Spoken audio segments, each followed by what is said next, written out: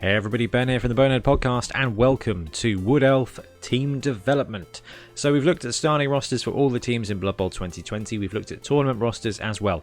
Now what we're doing is we're going through each team, and we're looking at kind of how you could manage them in League, what skills and when.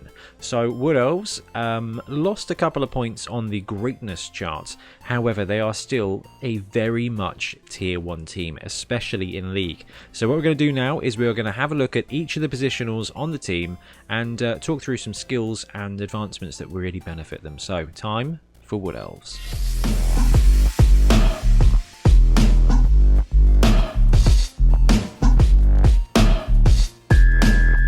So first up we've got the Treeman. So it's now called a Lauren Forest Treeman. It's still 120k and you can get 1 on your Wood Elf team.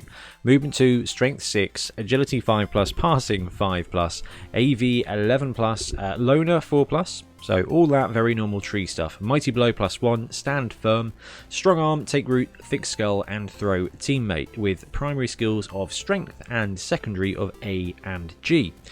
So the reason you take a Treeman on a Wood Elf team is to put it on the line to cause casualties ideally, but realistically it's there because it's armor 11, strength 6 and it's got Thick Skull. This thing is not going anywhere, so every elf you don't have to put on the line is potentially one less elf to be targeted and murdered. And the difficulty is when you're running a Wood Elf team is at some point you run out of linemen. And if you run out of linemen, you end up having to put a positional on the line, and that can be really costly. The advantage here of having that Treeman is that you've got a positional that goes on the line and basically cannot die. It takes so much work to take out a Treeman. However, these guys are really not going to get SPP very quickly. There's no throw teammate in the Wood Elf team, so you're not going to get that angle. It's really going to be from causing casualties and from defensive casualties as well, and the occasional MVP. However, all it takes is 2 normal casualties to take a random, or a normal casualty and an MVP, and you get to choose a primary. So let's have a look at some of the skills that benefit a Treeman. We always say this, a combat skill is really important for every player. Brawler on a strength gives the Treeman, it just makes it slightly more reliable on the block. So Brawler gets, it basically allows you to re-roll 1 both down result in your block pool. So if you're 2 die blocking with a Treeman, which you will be most of the time, hopefully you'll be able to swing it around so you can get a cheeky 3 die block every turn.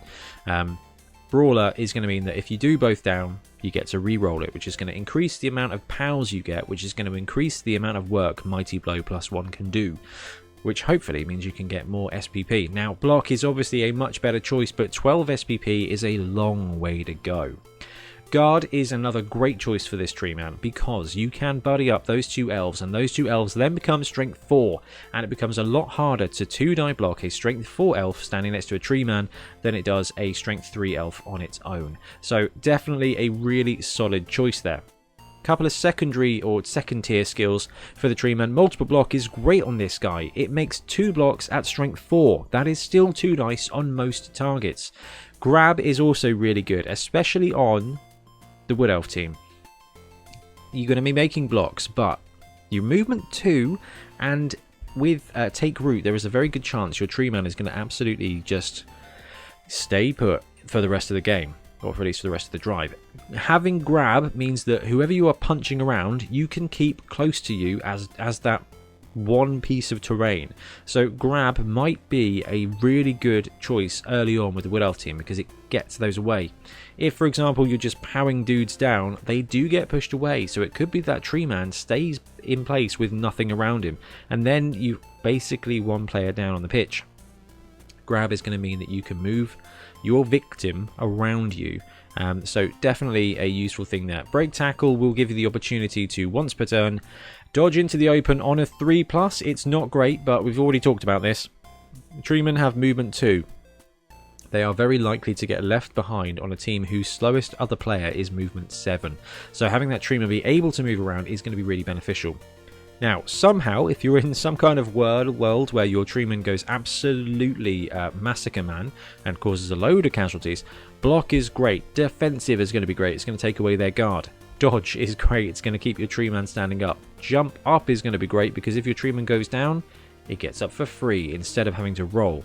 Pro is going to be really useful for blocking stuff and for failing take root. Pro is actually a really good choice on a tree man, especially in the new rules where it now works on a 3+.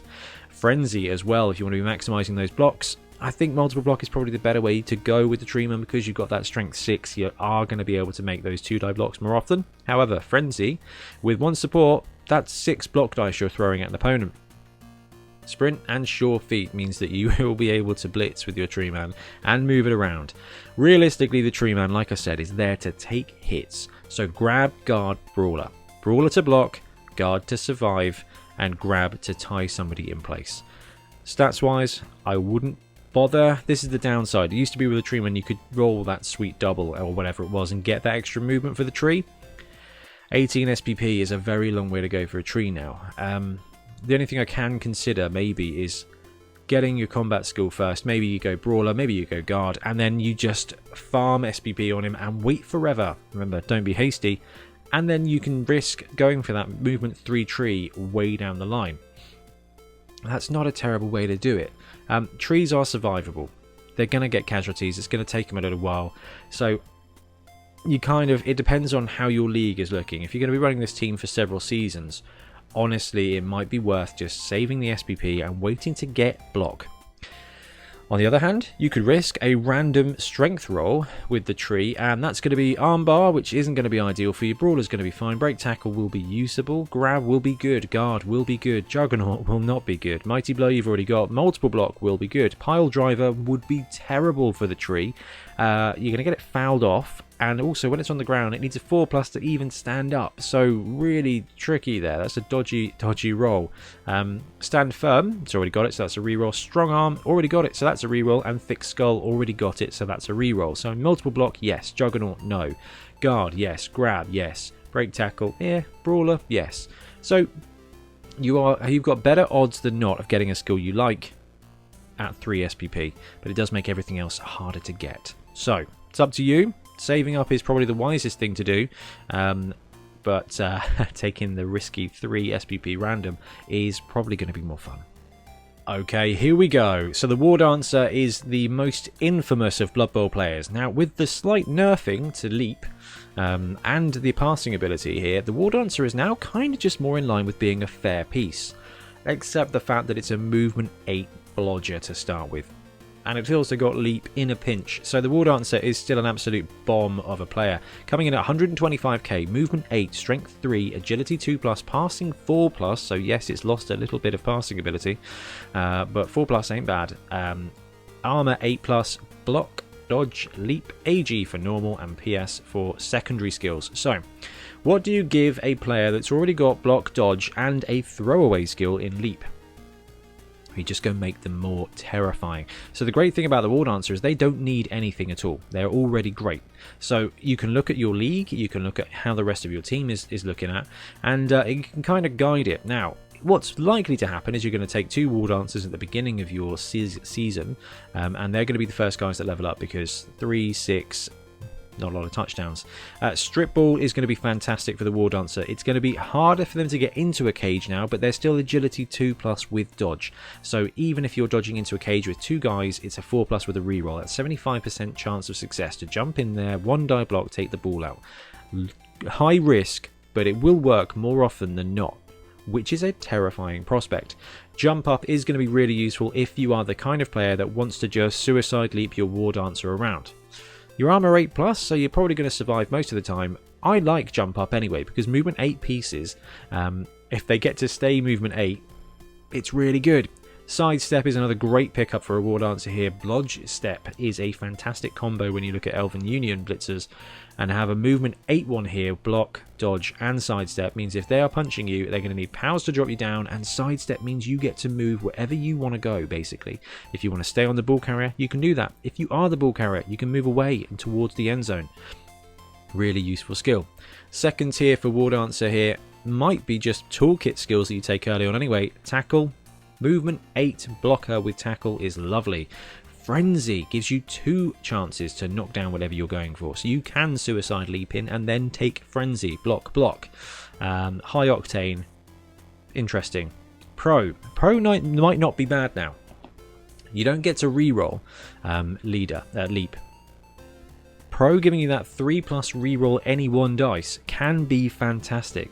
So it might not be a terrible pickup if you're going to go for skills early on with the Wardancer.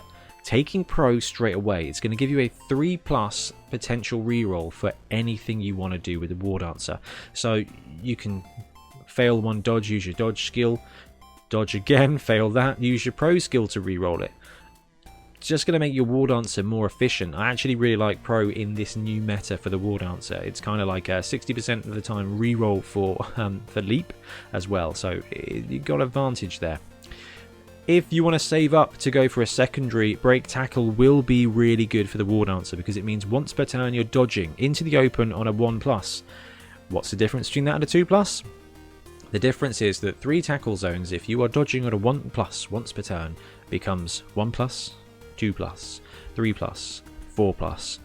3 tackle zones, 4+ dodge, and you've got dodge. That's 75% success rate of your Wardancer walking into any cage. 75%. You are going to lose friends if you start doing this. So Break Tackle can be a fantastic pickup here for Wardancer as well.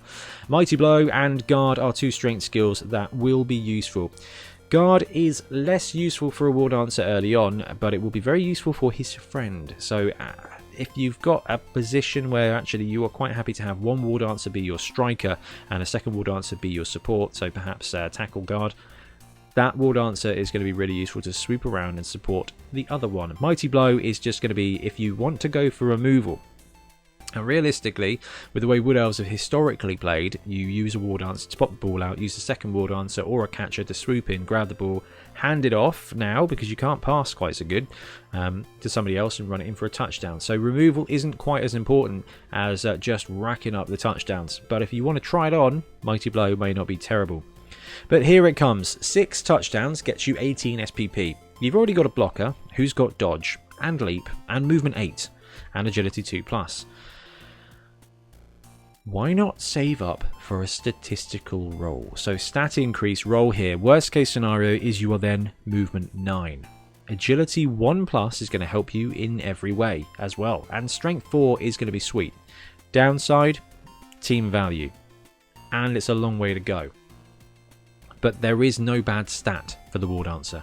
So maybe you take one Wardancer and you give him strip ball earlier on, and he's the one who tries to pop out the ball all the time.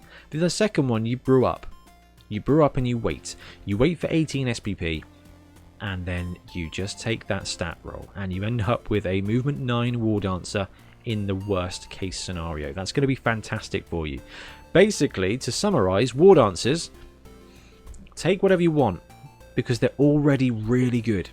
They've already got the first skill that you would want and the second skill. So just go nuts. You only get 2 of them, but just close your eyes, point at the screen, pick a skill, and you're good to go. But let's say you think strength 3 is too much on a movement 8 piece. You can take some movement 2 ones as well. You've got catches here 0 to 4, 90k, movement 8, strength 2, agility 2+, passing 4+, which is good for a catcher, armor 8+, and catch, and dodge. So these guys are movement 8, and they come with dodge. They're kind of better human catchers. And you know what, guys? That's not bad, because these guys are agility 2, they've got catch, they've got dodge. They are there to receive the ball and run it in. So you're going to end up with Wardancers and catchers that are all movement 8 scoring threats. How do you make that better? The obvious thing to do would be to give a catcher block. And you do that, and then you end up with another blodger. So it's a strength 2 Wardancer. Strength 2 Wardancers, not great. And the thing you use them for is a ball carrier who is well protected with skills. Your opponent is going to get 2 dice on you, but if you've got block and you've got dodge, you've still got a really good chance of not dying. The other angle is to go here, where I feel like a weatherman. You can take wrestle. So one catcher becomes your ball carrier, your third ball carrier, have him blodge straight away after 2 touchdowns. The second guy gets wrestle, and then you've got a second option as a ball sacker. Now you've got 2 Wardancers. They're leaping around, not as good as they used to, but they are leaping around, and you do have a really good ability to knock the ball out. But having a catcher that, again, with agility 2+ and dodge, if you take wrestle, you've got a really good chance of swooping in there and just going for that glory play of pulling that star down, pulling the ball carrier down, popping the ball out. Dauntless will massively help you with that as a second skill. So if you want to go for an additional ball sacker, yes, your strength 2, you got options here. However, for catchers, block is going to mean that they are better protected. Sprint, sure feet, sidestep, just going to make them go faster. Secondary skills, Nerves of Steel is going to mean they catch on a 2+ with a reroll forever, unless you've got Disturbing Presence on them. That's just going to make them go really good. Break Tackle, just same as we talked about with the Wardancer, it's going to give you 1+ dodge somewhere once per turn. And saving up and giving these guys guard gives you a movement 8, agility 2+ with dodge guard piece. Then you kind of got 2 Wardancers and 1 guard caddy that can also score like an absolute beast. Another cool thing about the catchers is you can risk a random agility. Catch, they've got it already, that's a reroll. Diving catch is superb on these pieces. If you've got an inaccurate throw, a wildly inaccurate throw, a kickoff, a scatter, something, you got an opportunity there at a 3+ catch. That's all well and good, but it also gives you +1 for accurate passes. So if you try and pass to your catcher, it's a 1+ catch. So with 1 tackle zone, it's still 2+ with a reroll. 2 tackle zones, 3+ with a reroll. That's a poor man's Nerves of Steel there. And if you've got more than 2 players on your catcher, throw to somebody else. Diving tackle isn't going to be massively useful. You don't want this piece on the floor unless you are in charge of that. Obviously, you get to choose to do it with diving tackle, but it's going to be on their turn. Well, in theory, that'll be the end of their turn. So maybe diving tackle you can make work. Dodge is a reroll. Defensive could be really useful to help you strike, to help you protect your ball carrier. Jump up, we've said this is always useful for most players. Leap could be good because Leap is okay. Safe pair of hands, not going to be massively useful. Sneaky Git, not going to be massively useful. Sprint will be good, and Sure Feet will be good. So if you get 3 SPP and you don't want to wait for 1 more touchdown to get block, you can risk a random agility. I wouldn't bother. Keep your TV a little bit lower and just pick the skill you want. It's worth 10k to pick the skill that fits with your team.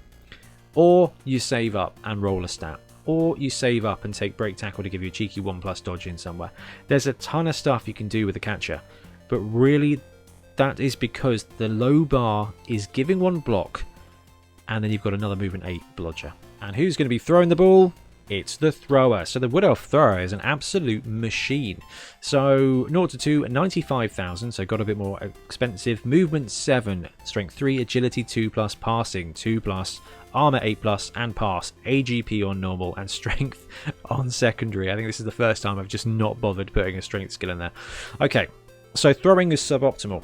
Leap is technically suboptimal. So, but they're both fun things. Taking 1 thrower gives you a couple of different routes. Let's go with the power play version first. Having a thrower means that you get a leader caddy. 25k difference between lineman and a thrower. Getting 2 touchdowns with a thrower, allowing you to get that reroll, is going to mean you can spend the rest of your cash on your team, because a 100k is quite a long way to go. You're going to be scoring plenty of touchdowns, but it's fine. But a leader caddy will give you an extra reroll early on, which is extra leaping, extra blocking, extra elfing, and now there's no limit on the amount of turns, team rerolls you can use in 1 turn. Leader kind of goes up in use. However, you don't want to do that. You want a ball carrier thrower. You've got your Wardancers. Your Wardancers are doing Wardancer things, leaping, jumping, blocking, upsetting your friends. Thrower. Couple of skills that are going to make him really, really useful. Sure Hands is going to come in handy 2 times a game. But it's going to come in handy 2 times a game every single game, if not more. You're going to be popping the ball out, and this is the key thing here. Normally we don't recommend Sure Hands so early on. But it's going to protect him. But secondly, movement 7 and agility 2+ means you're going wherever you kind of want to anyway with a thrower. So if that ball comes out and you've got Sure Hands, you are saving rerolls that can be used for leap, for blocking and stuff like that. So Sure Hands on the thrower is going to be great, because if you can get that thrower to support your Wardancer, swoop in, get the ball, you've got Sure Hands. If it's in 1 tackle zones, that's a 3+ with a reroll. We all know that's the worst possible roll, but it gives you really good odds. Then this dude is a 2+ quick pass from getting it to one of your catchers, to the other Wardancer, to a generic lineman, because that is a 2+ quick pass, 2+ catch, and then movement 7 is the slowest player you've got. So Sure Hands really just enables you to save rerolls for the other stuff. So it seems boring, but it's not. And on the track of boring skills, dodge is going to help make this thrower really, really, really good as well. Then you've got movement 7, agility 2 plus dodger. Good stuff. Accurate and Cannoneer are going to turn that 2 plus passing into 1 plus 2 plus, or 2 plus 3 plus 3 plus 4 plus. So that's going to make your long bomb a 50% chance before reroll. You've got a 75% chance of a successful long bomb there. That is going to massively open up stretch plays. So accurate for quick passes is going to be really good for you. You're going to farm SPP, and yes, a 2 plus 2 plus is a risk, but it's a pretty low risk. It's a 3% risk. I believe in you.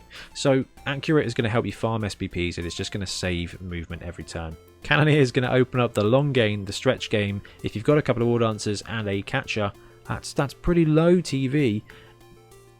These guys are agility 2 plus. They've got massive movement. All you got to do is pitch it. So you shouldn't really be long bombing all the while, but it's definitely something to consider. Safe skills though would be block. Block is never bad and will help protect your ball carrier. And Nerves of Steel is kind of an extra passing, extra PA anyway. So again, thrower here. There are no bad skills. Boring as it sounds, I recommend Sure Hands, because Sure Hands pass when you are movement 7, agility 2 plus. You're gonna do stuff. And we've got the lineman now, but before we go on to the lineman, just a quick one about the thrower. You can also just save your SPP and take an extra stat up. Movement 8 is good. Agility 1 plus is good. Passing 1 plus is good. So there's a ton you can do with the thrower. If you're not that fussed about a skill, just save up, take that stat roll, and make something special. Now, talking of special, Wood Elf linemen are probably in contention for some of the best linemen in the game, because they are 70,000 for movement 7, strength 3, agility 2 plus, passing 4 plus, armor 8 plus, agility and general. So these guys are better than most players on most teams because, well, from a stat line point of view, they're just edge boosted Skaven. Yeah, that's right. Okay, so the lineman on this team, you've got a couple of options. You can take the random roll. You can take the random roll on general at 3 SPP. And you're going to end up with some really good options. Block is going to be useful. Dauntless may come in handy. Dirty player, not so great. Fend will save you. Frenzy gives you an offensive option. Kick is what you want. Pro isn't bad. Shadowing, not bad when you're movement 7. Strip ball can be useful. Sure hands will be useful. Tackle will be useful. Wrestle will be useful. So you can take that random roll on a Wood Elf lineman and just see what happens. Or you can save up to 6 and take dodge. And the reason you want to be taking dodge is because when you get punched, it's going to save you from being smushed. That's always advantageous, but also, what do you do with Wood Elf linemen? You put them on the line for the first turn and then you dodge them away. Getting to re-roll that 2 plus into the open is going to save you a risk, but also it means that you've got another movement 7 agility 2 plus dodge piece. That's a scoring threat. You've got another scoring threat there, a sneaky scoring threat on a lineman that your opponent's not really going to pay any attention to. Dodge is going to be great. And it's also the first step in the way to becoming a blodger, because block and wrestle are not bad on Wood Elf linemen either. Block is going to keep him standing. Wrestle is going to take down your opponent. I do like wrestle on a couple of Wood Elf players if you've got the option, because if they've got sure hands, if they've got block. So looking at you, dwarf runners. Just taking a 1-die wrestle attack is going to be sweet, because there's a 50% chance that player is going down, and that is upsetting as all get out. So these skills here, great. Kick is useful, and these guys can take defensive as well, but I don't think you're going to be needing that too far along. Guard, if you can save up 12 SPP for your lineman, is going to be super useful for you. And now that's the advantage of elves, is if you are not interested in bloating your TV, if you're not that fussed about your lineman having dodge because you've got 4 and 3 are going on the line and you've got a treeman and you've got time, save up, take guard. That's just going to help your elves not die way more often. But the thing is with Wood Elves, the guys who get skills, they really start being important to your team. So if you take a Wood Elf lineman and he's got a skill and you give him dodge because you think, I can dodge him off the line, that guy's not going on the line anymore because he's special to you. And now he's a 2+ dodger. So the linemen are sweet. I wouldn't worry about stats. Saving for guard is not a bad option if you want to keep your TV low. Taking dodge is going to enable you, taking block or wrestle is going to enable you, and taking a random general is going to give you something interesting for 10k. But it feels like a bit of a waste because dodge is just so good on the lineman. So, I'm finished now with the Wood Elf development. they are still very, very good, and I'm still very excited to take Wood Elves in a league. Wardancers, having leap is a bit of a nerf, but now you kind of turbocharge your rushing game. That's what you kind of have to shoot for. Wood Elves tended to be Blood Bowl on easy mode. Now it's Blood Bowl on easy mode after a couple of pints. Still good, still great. Probably just a little bit more fun for everybody now, because everyone likes a tipsy player. Anyway, do let me know in the comments what you think of Wood Elves in this format, if I've missed out any skills, if you've got any preferentials, because I'm sure you guys have thought about this as much as I have, and have probably come up with something slightly different. So, awesome. Thanks very much for watching. We'll be back soon with more Blood Bowl content. See you later. Thanks very much for watching. We really appreciate your support. If you want to support the show even further, please like and subscribe. It really helps us out. Or come and join us in our Patreon, link below, where you get early access to our content and monthly competitions. See you later.